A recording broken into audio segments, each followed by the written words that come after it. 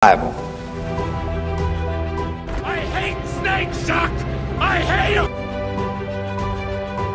And may the Christian Lord guide my hand against your Roman popery! And they may take our lives, but they'll never take our freedom! We're on a mission from God. Entitled, you want answers! I want the truth! You can't handle the truth! Maybe we should chug on over to Mamby-Pamby land, where maybe we can find some self-confidence for you, you jackwagon! Coming to you live from his padded cell high atop Bethel Church, the most heralded, the most despised talk show in all of human history. This is the talk show hell hates. This is Pastor Mike Online.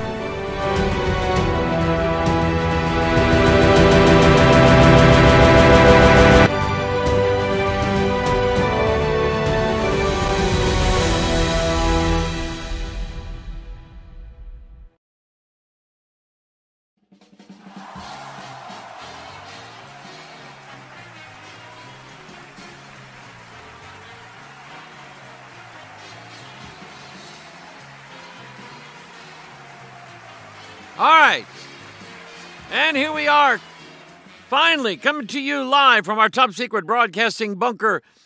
It's been a while since I pushed the buttons. I forgot what buttons to push, but I finally figured it out. It's good to be here. This is Pastor Mike, and I'm online and live with you this afternoon, and good to be with you finally once again. And let me reiterate the major misfortune, problem. I hate to say it's an accident. I don't believe that there are accidents with God. I believe everything has a purpose to it. But for some reason, my one of my really good cameras that I took to Kenya was busted somehow, some way. You remember the old Samsonite commercials where they would give the Samsonite luggage to a gorilla. They would put Samsonite luggage in a gorilla cage, and the gorilla would throw that suitcase around and bounce it off the walls and throw it some more and sit on it and stomp up and down on it and hit other gorillas in the head with it and on and on and on. And supposedly none of the contents were damaged.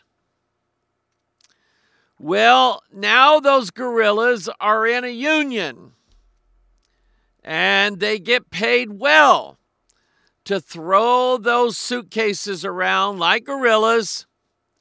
And you can mark your suitcase, fragile, breakable items, handle with care.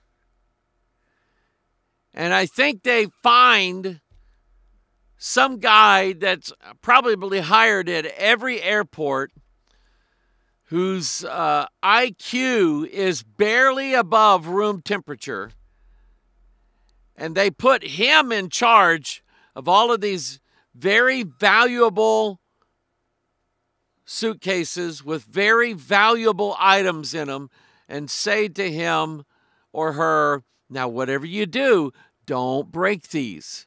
First thing they do is so that camera kaput. And that was the only camera I took. So anyway, and I didn't know it at first. And we had recorded practically all of the teaching I had done in Samburu, and it's all gone. Nothing left of it other than the stream that shows up on the Facebook page. So anyway, needless to say, we don't have any content to put out in a mailer's packet for the month of January. We have nada. We have nil. We have zilch, the big goose egg, okay? We have nothing to send out for the month of January. What Brother Chuck Felker preached, which I listened to part of that. That was pretty good. What Brother George preached, I didn't. Unfortunately, I didn't get a chance to listen to that, but I heard some people make some good comments about it. What he preached, maybe I have to listen to it. But other than that, we didn't remember the first Sunday I was gone. The temperature started plummeting the day that we left. Temperatures here in the St. Louis area started going downhill to such an extent that there were days where the temperature never went above 0 degrees Fahrenheit. That's pretty cold. And I missed it. See, I like cold like that. I like cold days like that. I think they're fun. It gives you a story to talk. It gives you something to tell in years to come. When the weather, you go through 3 or 4 winters in a row and it barely gets below, 58 degrees. And you go, yeah, I remember back in the winter of, what was that? What was that, honey? That was 2023. Yeah, back in the winter of 2023. Why, we just had temperatures go below 0 and they stayed that way. It froze everybody, froze the arch, froze time itself. Time was frozen. Okay, Mississippi River ran backwards. All of that stuff. See, we can tell stories about it. But when it's just mediocre weather, like now, you don't have no story to tell. So anyway, my apologies. We'll try to get right back into it this month and resume some things. I found some things. I did. Not ready to tell you all what I found. It's got to be cut up with carrots and some celery and some spices, a little, tomato. We're going to make a stew here, and the ingredients have to go together and they have to meld together in order for it to work right, in order for you to understand it. So that's what I'm doing with something God showed me out of His Word the other day, and I love it. I absolutely love it. So maybe I'll give you a let's see, what was I going to do first? Maybe I'll give you a glimpse of it if I can find out what the very first story or article is going to be that I was going to deal with. What was it? No, not the Fibonacci sequence. That's for a upcoming Watchman broadcast. Let's see here. Not that. Where was it? I just had it. I must have lost my mind. They're trying to figure out what buttons to push. Let's see if it's in Evernote. Yeah, there it is. There it is. Let me show you this. This is Kenya, okay? This is Kenya, plain and simple. And this happened on the 33rd day of the year. On the 33rd day of the year in Kenya, 300 injured, 3 dead. Okay? This ain't the story here. I don't know what I do with the story for that one. Let me try to find that one. There was, let's see if I can find it now. Kenya, you can look, you can find this too. Kenya explosion.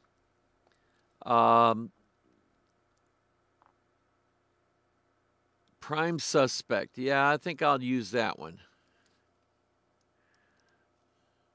Let me do this here. I'll try to get rid of these ads. There we go. Magic button. But then, there we go. Prime suspect in deadly Kenya gas blast appears in court. First responders gather in front of a fire in the Makadara area of Nairobi on January 30th, 2024. Now, that's quite a bit of ways from where we were staying for the last 3 weeks. And it happened just right after we got home.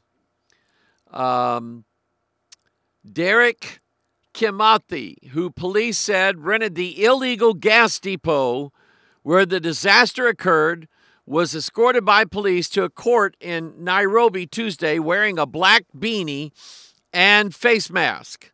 His lawyer has previously said Kimathi would cooperate with the police, but denied that he was operating the site where the blast took place as a gas filling plant. Kenya's Directorate of Criminal Investigations had announced earlier the arrest of Kimathi along with 3 officials from the National Environment Management Agency. NEMA rhymes with SEMA. No, it rhymes with FEMA. Who are accused of culpability over the tragedy. Why? Why would officials from a government oversight agency, why would they be investigated when an illegal company that should not be in business, should not be in full-scale operations, should not be handling volatile material, why would a government official be indicted or at least investigated with these other people? Surely somebody from the government did nothing wrong. Surely that didn't happen. Well, it did happen, and stop calling me Shirley. Okay? But anyway, in the article says in its statement on X, it described Kimathi as the prime suspect, but gave no details about when or where the arrest of the suspects took place. Officials from the National Environment Management Agency, or NEMA, rhymes with MEMA, have been accused of wrongly giving a license for the LPG filling and storage plant in such a densely populated area. You understand? Do you understand what's going on behind the scenes here? You have a natural gas or liquid propane gas filling station. They're filling people's propane tanks. They're filling tankers full of propane, and those tankers will go out and deliver propane to job sites, to people's homes, or whatever it is. And because of the fact that they're operating illegally, probably had more to do with the fact that they are in a residential area and they're wanting to expand. And key government officials said, but my house is like right there. And I don't want your plant blowing up one day and then blowing my house up. So they said, okay. And then they went to the guy's neighbor, paid him off, went to all the guy's neighbors around this guy, paid them off, paid them all bribes, paid the inspectors bribes, paid government officials bribes, bribe here, bribe everywhere.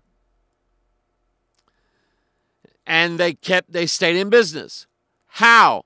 They were able to use cash funds to give to key officials in order for those officials to write out tickets, but nothing happens.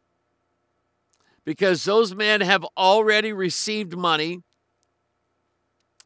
They've already received a bribe.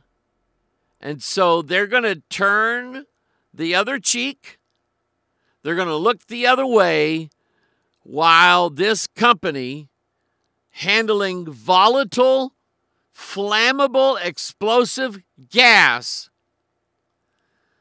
to be bought and purchased and so on in this residential area of Nairobi. Now, it was quite a distance away from where we were staying in, we would be staying in southeast Nairobi, and this place was some 30 miles west and north of where we were staying. So even if it happened while we were there, we were not in any immediate danger. But folks, let me tell you something. It goes to show you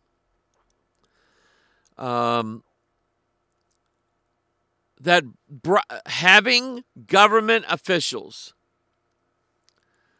whose job it is to make sure that a job, a construction, an office, a house, pipelines, you name it, that any and all infrastructure that's built to build up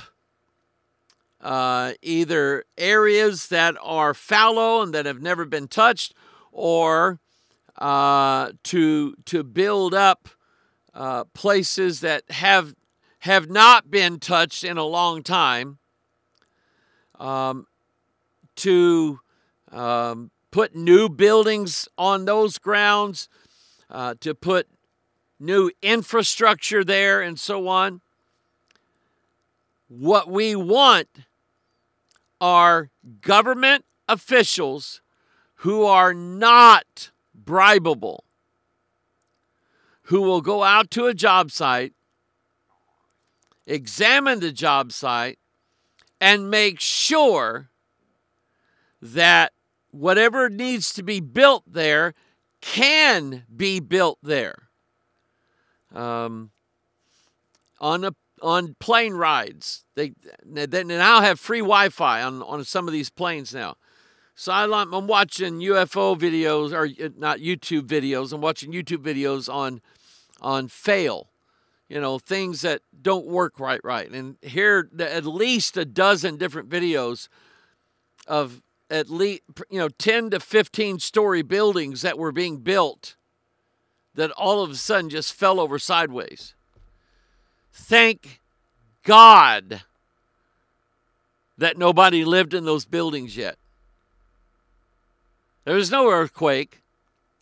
It's just that somebody cut so many corners. What's that game? Jenga? Where you put all the different shaped blocks in there and you pull one out, hoping that the rest of the building stand and someone. That's sort of what you have when you are building something in Kenya. And we don't want that in America, but there is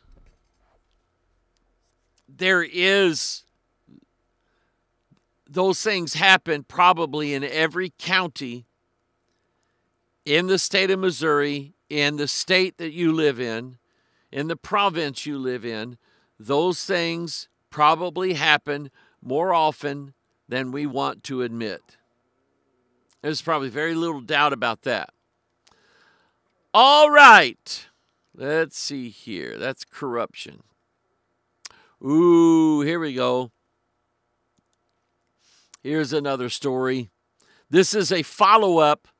If you remember here a while back, I mentioned a Kenyan false prophet who was responsible for the deaths of 400 of his followers. And I mean directly responsible for their death. According to the law, this man was directly responsible for that. Here's the article. Taxi driver appears in court accused of leading starvation cult that killed 400. Prosecutors say McKenzie ordered his followers to starve themselves and their children to death so that they could go to heaven before the world ended. That sickens me greatly. See if there's more to the story here besides this advertisement. Yeah, here we go. The defendants all denied the charges brought before court in the coastal town of Malindi. One suspect was found mentally unfit to stand trial. Prosecutors say McKenzie ordered his followers to starve themselves and their children to death so that they could go to heaven before the world ended in one of the world's worst cult-related disasters in recent history. David Koresh, he did not kill, how many was it? 400? He didn't kill 400. And I think he's got to be right up there. Who am I thinking of here? He ate people. I can't think of it. But anyway, cult leaders who demand and tell their people, this is where we get into the validity of the Word of God. If you are going to call yourself a Christian, you better be ready to stand up and boldly proclaim to the world, I believe the Word of God. It is the inspired, inerrant Word of God. There is not one single error, not one mistranslated word. There is not one word missing, not one word added. There is nothing wrong with the Word of God, and it has remained that way for over 400 years in the form of the King James Version. It has remained intact before the King James ever since Moses sat down to write the Ten Commandments and write out the 5 books of the law. Ever since Ezra, the ready scribe in the Lord, not only took custody of the manuscripts, but worked on copying the manuscripts. I believe that Word of God was and is perfect. So you want to come and say, look, I know, Brother Mike, God sent you here to Kenya to be amongst our people, and what a blessing you are. And boy, that just sounds great. Boy, we just love your teaching. However, God has told me. God told me this. God told me that we ought to starve ourselves to death, including starving our own children. What kind of meathead do you have to be to hear the scream of your own child screaming to death for something to eat. But because a false prophet told you that just showed you had no faith at all whatsoever. You're not worthy to go to heaven. See what happens? See what happens in places like Kenya, where people, because they are hungry for the Word of God, because they are starving for His precepts and His judgments, and they actually have it in their hand, they just won't believe it. They won't read it. They won't study it. They won't meditate on it. Nothing. And so it's why we believe the Bible. It's why we believe what we believe. It's why I teach what I teach, because there's a lot of other... What was this guy's name?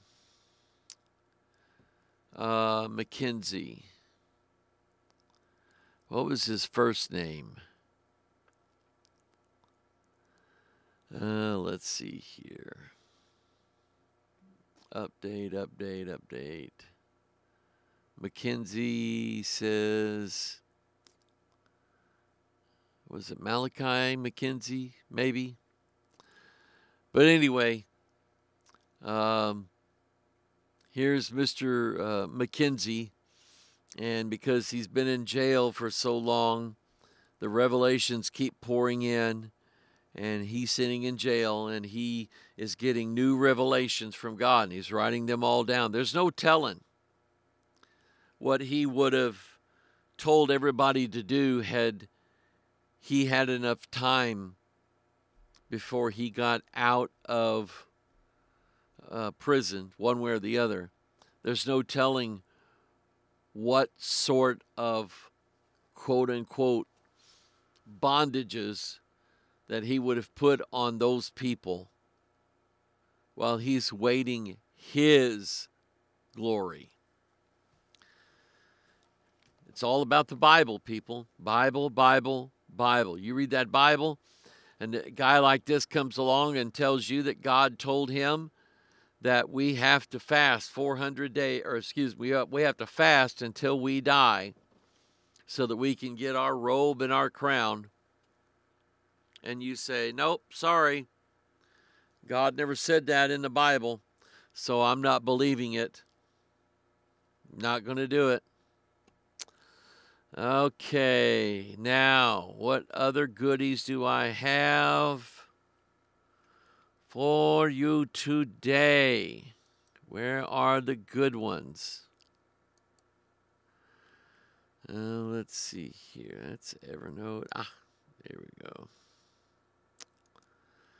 And that's the taxi driver story.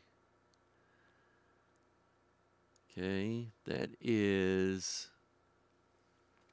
Oh, it's slideshow time. It's slideshow time.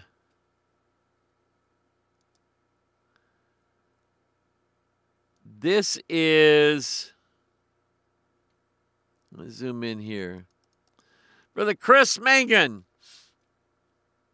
And boy, what a trooper he was to take on this trip. He was just dynamite. We didn't have to beg him to do anything. He just jumped right in, and I mean, he just went and did it. And I believe God will reward him for it. I really do. There he is there, saying, hey, get that camera off me. There he is. Let's see here. Oh, here's one of the families that he fed. Breaks my heart. 1, 2, 3, 4, 5 children. One mama sleeping on the floor, sleeping in a grass hut. And how bad did you have it last night? Not that bad. There's Brother Chris again. Oh, here's a video. There you are. More.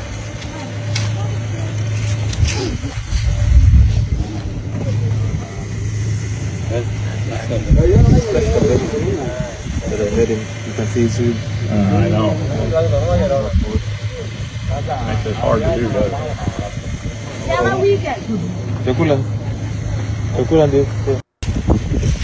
There you are.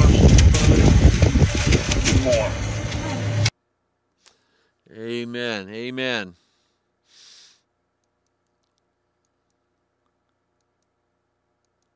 A lot of these pictures I didn't have time to show Sunday morning for time's sake. So you're getting a glimpse of them now. All right. That's good. And I think he wants to go back. I do. I think he wants to go back again. Well, that would be fine and dandy with me, is what it would be. It would be fine and dandy with me. All right, Hoggard. Where's the news you were coming up with? All this news you keep bragging about. There was a story, actually a couple of them, that really caught my attention. And let's see here. No. Oh, yeah. Yeah, here we go. Put that up on the screen. We're going to take a look at this one here for a minute. All right. Wirecast. Boom. There we go. No. That. There we go. Senator probes feds on MAGA Bible purchase monitoring. U.S. Treasury Department building is seen in Washington, D.C. on January 19th, 2023, following an announcement by the U.S. Treasury that it had begun taking measures Thursday to prevent a default on government debt as Congress heads towards a high-stakes clash between Democrats and Republicans over raising the borrowing limit. Let's see here. What happened to it here? Lost my picture. There we go. A top Senate Republican wants answers from the U.S. Department of Treasury's Financial Crimes Enforcement Network regarding reports officials instructed banks to monitor, listen to this, to monitor Americans' online transactions described with the terms MAGA and Trump, as well as purchases of, here we go, religious texts. Those evil, dangerous quotes from the Bible like, "For God so loved the world that he gave his only begotten Son, that whosoever believeth in him should not perish but have everlasting life. For God sent not his Son into the world to condemn the world, but that the world through him might be saved." That's how dangerous that is. Or maybe this very volatile text in the Bible. A text in the Bible that basically has an extremely dry, short fuse on it. And all it's going to take is a spark from a match to ignite it. Here we go. This is the dangerous religious text that we have. Let every soul be subject unto the higher powers. For there is no power but of God. The powers that be are ordained of God. For rulers are not a terror to good works, but to the evil. Wilt thou then not be afraid of the power? Do that which is good, and thou shalt have praise of the same. For he is the minister of God to thee for good. But if thou do that which is evil, be afraid. For he beareth not the sword in vain. For he is the minister of God, a revenger, to execute wrath upon him that doeth evil. And lots of other verses just like that don't proclaim war, that are not calling us God-fearing, Bible-believing saints of the Most High God to raise up an earthly army, buy all the guns and weapons that we can, hide them in our compound somewhere, and wait for the soldiers to come through the woods, camouflaged. And when they finally walk on your property, why, you've got a right to take care of business, don't you? Isn't that what the Bible teaches you to take? Isn't that what Paul did? When the Roman soldier had him in custody, wasn't Paul going to the other guys and saying, hey, I've got some money. I'll give you 5% of it if you'll unlock my chain and give me your sword. The guy's going,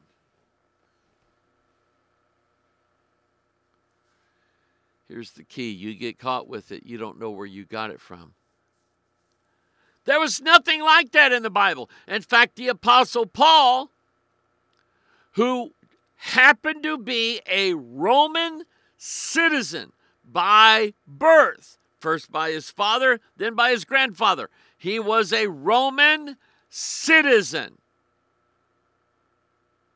who told and taught people to submit to higher powers, to not revolt, rebel. I don't like the government. In fact, they're all in the Illuminati. Every one of them is. Why, you can't get elected in this country unless you've got a secret handshake. Yeah, I know that one. But that's what people think. That's what they want to think. I can't stop them from thinking that. All I can do is sound the trumpet that Jesus saves. And that's why he came here the first time. Amen? That's why he did it. Now, I will tell you that this article, it does trouble me. Two sides to this and two angles to this story. And of course, an angle that we as Christians would look at it from if in fact these details are true, then that's not good. So what's happening is, time top Senate Republican wants answers from the U.S. Department of Treasury's Financial Crimes Enforcement Network regarding reports officials instructed banks to monitor Americans' online transactions described with the terms MAGA and Trump, as well as purchases of religious texts like the Bible. In a Friday letter to Treasury Secretary Janet Yellen and FinCEN Director Andrea Gracke, U.S. Senator Tim Scott, the ranking Republican on the Senate Committee on Banking, Housing, and Urban Affairs, expressed concerns over potential privacy violations and the targeting of U.S. citizens. So, is their side perfect? No, not by a million years. Neither is our side. Scott's letter came days after U.S. Republican Jim Jordan, I kind of like him, chaired the House Subcommittee on the Weaponization of the Federal Government, claimed the subcommittee obtained documents showing that FinCEN distributed materials to financial institutions that, among other things, outline the typologies of various persons of interest following U.S. Capitol riot on January 6, 2021. Let's see here. Jordan alleged in a letter to a former FinCEN official seeking I got to scoot in closer to that. It's very small print from me. There we go. Seeking a transcribed interview for the congressional record, that the agency also provided financial institutions with suggested search terms and merchant category codes for identifying transactions on behalf of the federal law enforcement. These materials allegedly included a document,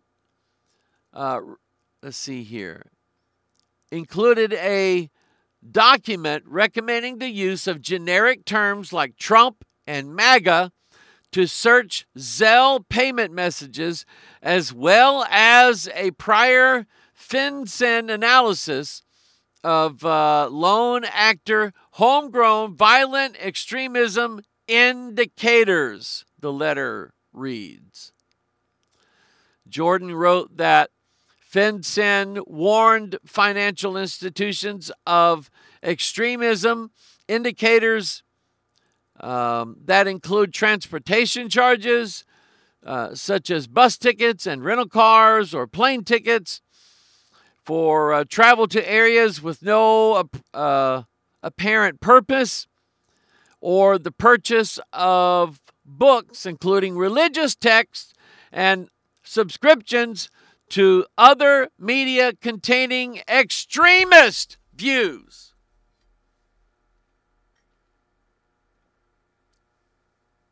Let me tell you what extremist is. You know what? Let me do something. Let me do something that's a little fun. I've been toying around with an idea for just little tidbits of information that I know that it makes, well, I'll just say it like it is. It makes evolution look bad. Is that okay? That I release information every now and then that makes evolution look bad. Can I do that? Give me uno momento, por favor. Where is my... Here it is. That's not it. That's not it.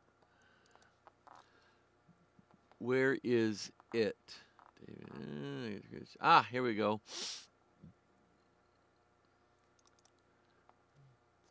All right. Let me put this up on the screen here.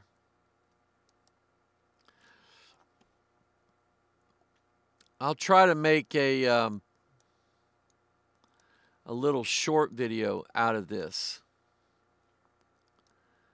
Something that people could see just as they are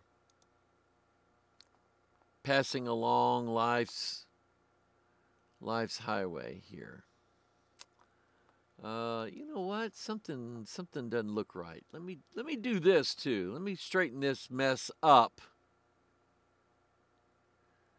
Somebody's been messing around with my settings here. Let's see. It's capture, background, lower third, webcam. There we go. There we go.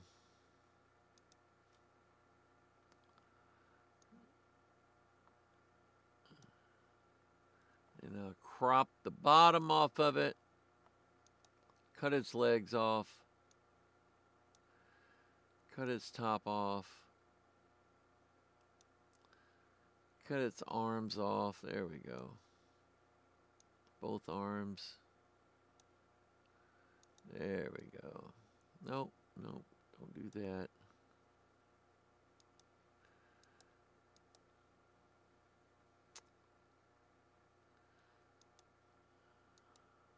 There we go. There we go. That looks a little better. Now, let me explain what this is and why I'm going to talk about it. This came across my Instagram feed. It came in the form of a video. And all of those little dots that you see on the sand there, well, they're not leaves. They're not pieces of discarded seaweed. What they are is sea turtles. And these sea turtles are within minutes of hatching out of their eggs. We know the story. Now, what I'm going to share with you basically is it is my intention to make evolution, the theory of evolution, look so outlandishly difficult because of the grand complexity that exists on this planet. There are wonders that are still being discovered here on planet Earth. We've already decided that we're going to leave the Earth and we're going to look all over the cosmos for life on other planets. We're not even done exploring the life that we have here on planet Earth. But let me just give you a little glimpse as to how difficult what we're about to learn is, how absolutely, utterly impossible it would be for it to just happen by accident,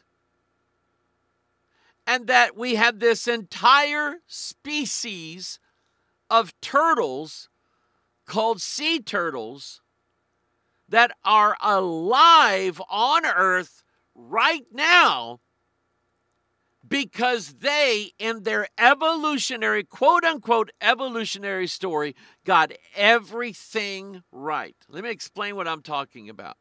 So right here, all of these little dots there in the sand, those are sea turtles. Now, the mama sea turtle came to shore some weeks, months, I don't know exactly, at some time prior to their being hatched. She came onto the shore. She walks up into a place that she determines is going to be the best place in the world to deposit her eggs. The mama turtle then begins with her paddles to start pushing sand out of the way. And she's pushing with her front flippers, and her back flippers are sending all the sand that she flips out with her front flippers. The back flippers are taking it and flipping it all behind there until she has this really, really humongous hole dug into the sand. Once the hole is there, she begins the process of laying these eggs, one right after another. One is laid, and then she scoots forward just a little bit, and she lays another egg, and then she scoots over a little bit, lays another egg, and she's laying them all in as, close to perfect rows as she can, and she lays all the eggs out, and I don't know how many eggs a mama sea turtle, it's more than one. It's more than what a chicken gives in a day, I guarantee you that. But it's obviously more than one egg. She's laying multiple eggs. I don't know if it's a dozen. I don't know if it's 2 dozen, but it seems to be quite a bit. Once she lays all the eggs, the mama turtle then takes all the sand that she dug out of that hole and starts flipping the sand back over on top of the hole. Now, this is twofold. Number one, we're going to keep the temperature of the eggs at sort of a standard temperature. In other words, we're going to use the sand as a blanket. Number one, to keep them from getting too cold. Number two, to keep them from getting too hot. And we're hiding them from predators like, Komodo dragons, different types of reptiles, serpents that love to swallow eggs. We're going to hide them maybe from birds, certain birds that love to feed on sea turtle eggs. Crocodiles. We're going to hide them from crocodiles so the crocodiles can't find the sea turtle eggs and so on. Now, here's the beauty of it. Evolution. They say that the master key to evolution is time. That, of course, the first generation of sea turtles laying eggs in the sand, that first generation of sea turtles didn't make it. Because they didn't know where to go or what to do when they were born. If they did know, my question is, when? When did they find out? But we have a now there are other turtles in the world. There's them backwoods turtles that you and I used to find when we'd go play down, and we'd find old logs and we'd roll them over and there'd be a turtle there. We find turtles in the woods and things like that, or just anywhere. Sometimes you'll find a snapping turtle. If you're fishing, you got to be careful. Those things will bite your finger off of your hand. They're very powerful jaws, okay? So we have different species of turtles all over the world. And here, only this turtle does this exact thing. Is that once that baby sea turtle comes out of the egg, it's egg hatching day. Baby sea turtle gets its way, tears its way, chips its way out of the egg that it's been laying in, opens up that egg. Now, for the very first time in this sea turtle's life, they're able to do one of several things. Number one, they're able to see. Number two, They're able to breathe. While they were in the egg, they never breathed. Now, all of a sudden, and again, we're supposed to believe that evolution has taught this sea turtle all of these functions over the course of millions of years. The biggest thing that the sea turtle, the young baby sea turtle, automatically, we call it instinctively, intuitively, automatically, the sea turtle knows that what it must do is that once it's hatched, it doesn't just hang around the nest looking for toys to play with, looking for other sea turtles to play with. These sea turtles, every one of them that you see in this picture, they're all on their way to the water in the sea. Why?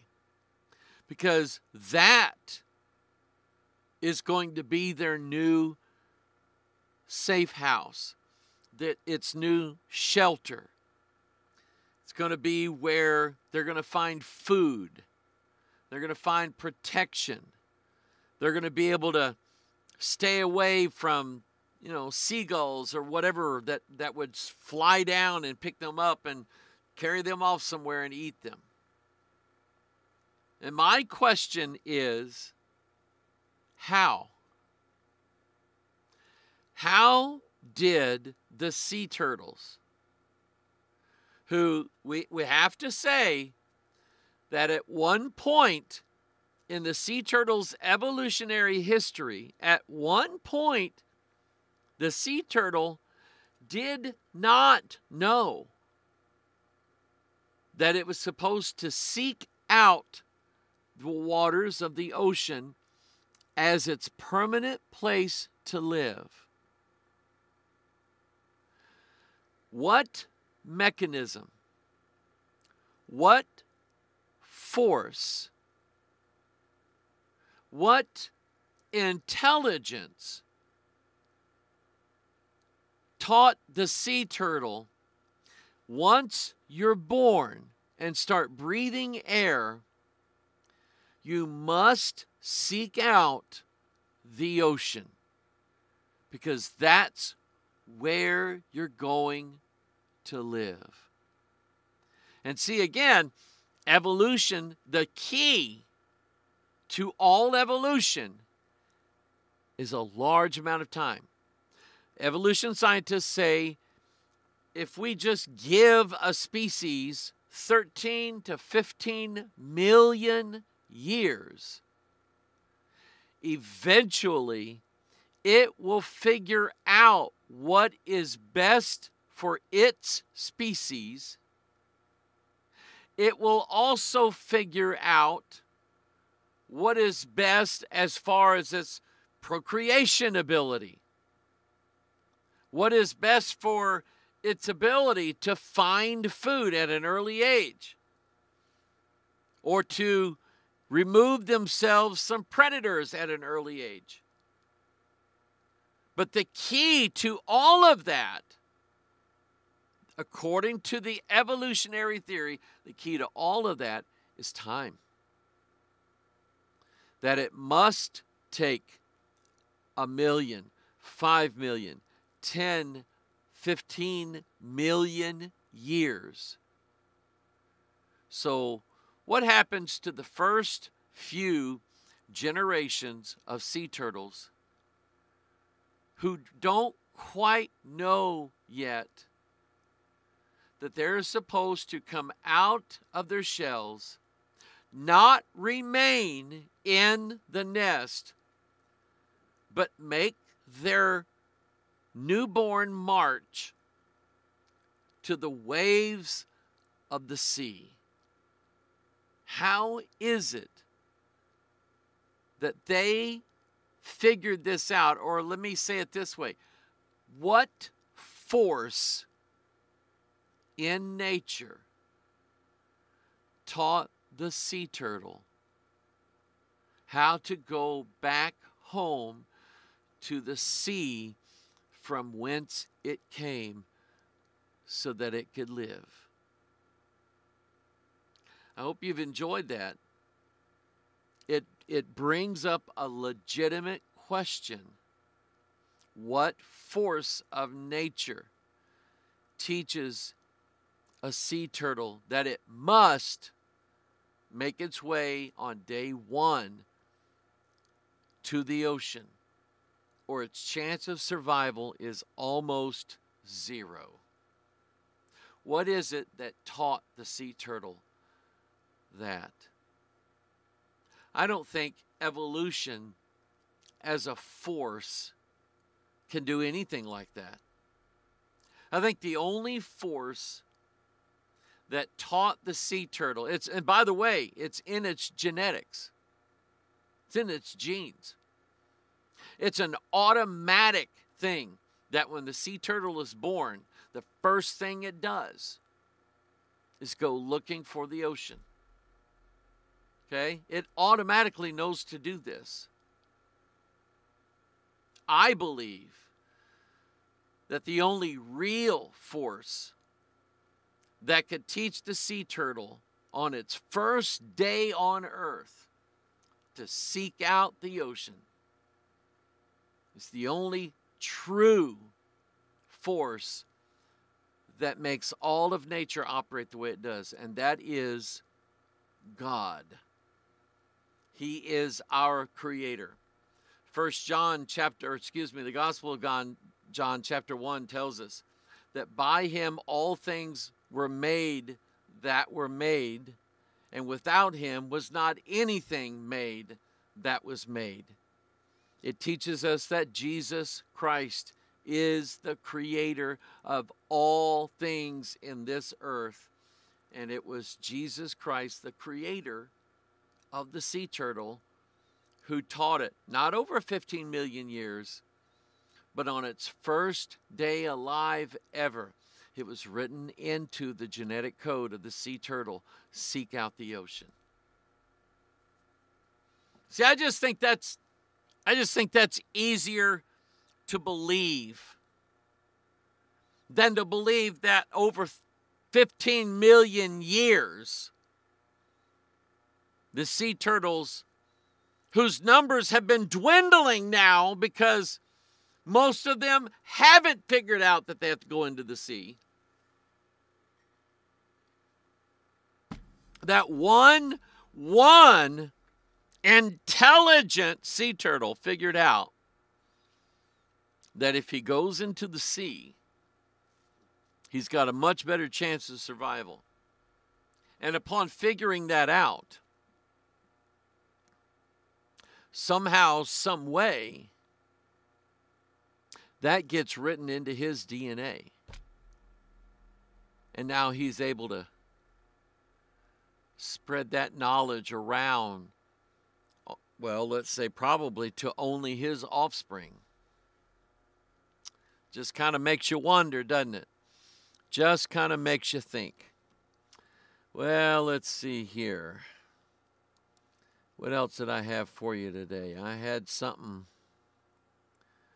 pretty big here. It wasn't the sea turtles. We're already done with the sea turtles.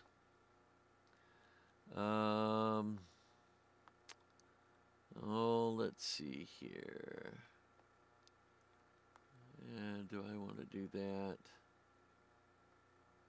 What time is it?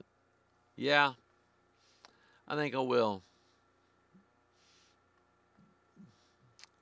I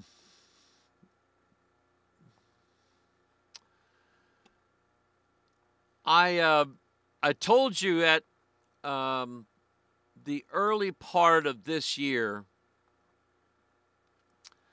I felt led to, where is it?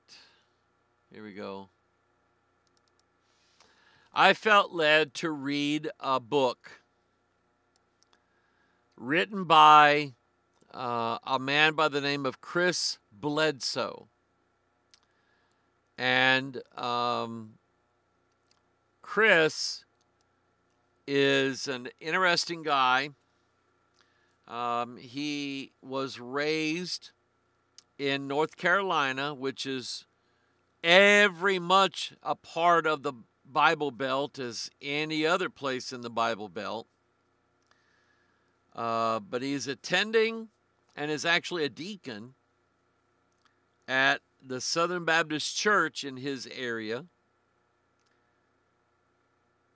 And he is married. But then him and his son, Chris Jr., are abducted. They have an abduction encounter. I have not yet found any place where Chris or his son has a hypnotic regression to tell everything that Chris and his son saw inside those ships. But shortly after Chris and his son's missing time scenario, one late afternoon, evening, they were going fishing down on a small river near their property. And it's interesting because Chris Bledsoe, the author of the book, he went missing for a couple of hours. He gets back to the camp where his buddies are camped out. They're all fishing at night. And they're asking him, where's Junior? In other words, Chris's son. And neither one of them are in any way excited or happy that this event happened. But I could tell by reading the book, and I've listened to a few blogs that he's done, that his son finds the whole story very distasteful. And more than likely, he would never, ever, ever want to submit to a situation like that ever again. But Chris, well, his eyes have been opened.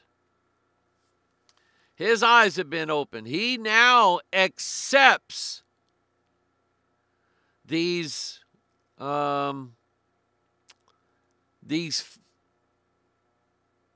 entities.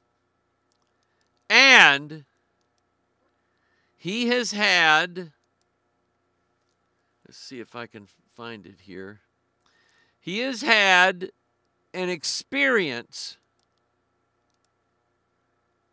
There we go. Let me put this over here.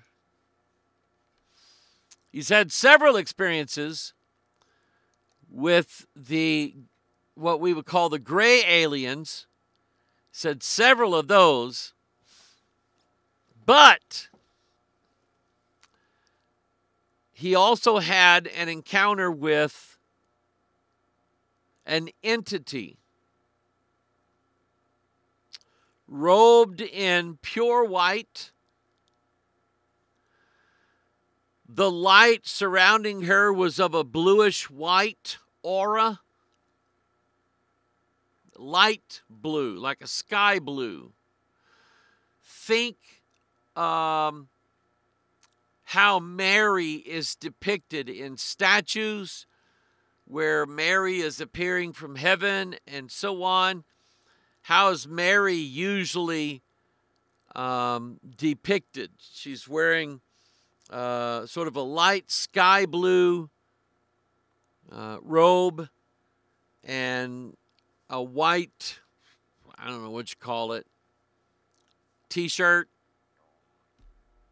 She's wearing a Duck Dynasty T-shirt underneath that.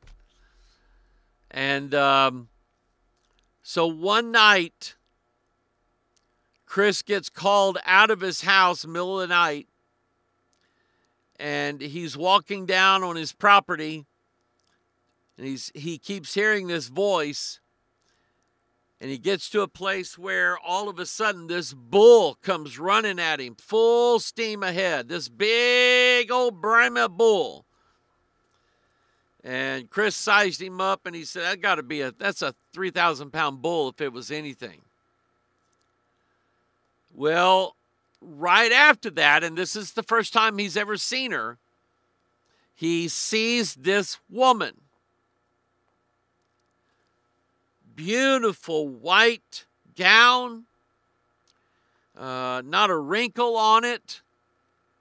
The radiant light around her was sort of bluish white light, and I don't mean a fused together bluish white light. I mean, it seemed to have sections that were white, sections that were bluish white, and so on. I don't know how to describe it other than that.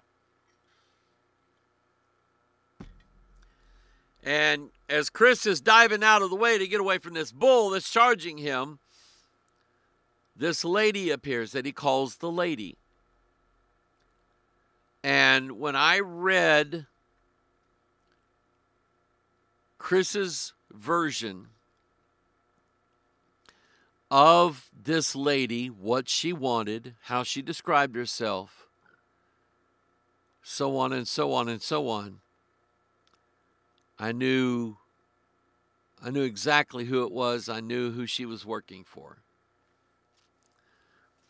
So Bledsoe does an interview with some gal on the net, and there's another interview. Let me see if I can get this bigger. It's awfully small. No, that's about it. Well, let's see here. Looky here. There we go. I'm going to put this on the screen for you. This is what this entity, this woman, this lady, he referred to as the lady. Here's what she said. Bledsoe said, there is this woman. He's describing what's going on at the time. She's about 3 feet off the ground, 6 feet from me. All around her, she's glowing bluish white. She's looking at me and she says, you know why I'm here. You must tell what you know. This is your burden you must bear. And I knew what she was talking about because I had been internally in agony over telling the story. I wanted to, but I got back too much poison from everybody. She said, I will protect you. And I will be with you throughout this whole journey. And I'll help you tell this story. One of the things that she told me was that the change was coming. Now, folks, I want you to understand what she means by this. The change is coming. I don't mean menopause. That's not what I mean. There is a paradigm shift going to take place. The change that she's referring to is found in 2 Thessalonians 2, where it says, and for this cause God shall send them strong delusion, that they should believe a lie. That's the change. One of the things she told me was that the change was coming. There was going to be a change and that there would be a new knowledge. A complete new knowledge for all of humanity. That we were going to awaken to the apocalypse. This was the revealing. The apocalypse. What we read about in the Bible is happening now. She said it's being scripted that some very dark people in power were trying to bring about the biblical story. They are wanting it to happen. They're wanting to bring back all of that about the end of the world. And she says we can change that. Now listen to this. Listen to this. She said that 2,000 years ago, a fraternal order of men disgraced the woman and took the woman away from the Trinity. Yeah! Woo! Do you know who that is? Peter, James, John, Philip, Andrew. That's who that was. The fraternity of men who disgraced the woman and took the woman away from the Godhead, the Trinity. And took her from us and suppressed the woman. But the feminine energy was going to rise, and that would bring about peace to the world. The women were going to rise in power, and that peace would come. But there would be trouble between now and then. And that was written Easter weekend 2012. Chris later said, I believe the lady is the third part of the Trinity, the Mother, the Holy Spirit. Hey, to all of our Catholic friends, what does that tell you? Here it is that these people, these New Age people, these occult-driven, magic-ridden people who are just waiting for suckers to come by in Turkana. And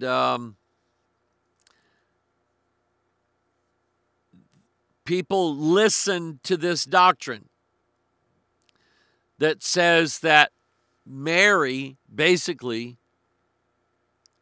would end up being the fourth part of the Trinity, because her body and Christ's body were identical. They were the same. She said, I believe the lady is the third part of the Trinity, the Mother, the Holy Spirit. The lady told Chris, you are awakening people. Once you awaken somebody and they know in their heart that it is real, just maybe we can all leave from here, ascend to a world of peace without having, and I must have forgot to finish the sentence typing it. Anyway, she says the grays are baby angels. Dun, dun, dun. That's what she says. She says, when I reported this to MUFON in 2008, I reported these little beings as angelic beings, children. They are children or like baby angels. Let me show you the first thing that jumped to my mind last night when I read that verse. Come on, Hoggard, get there.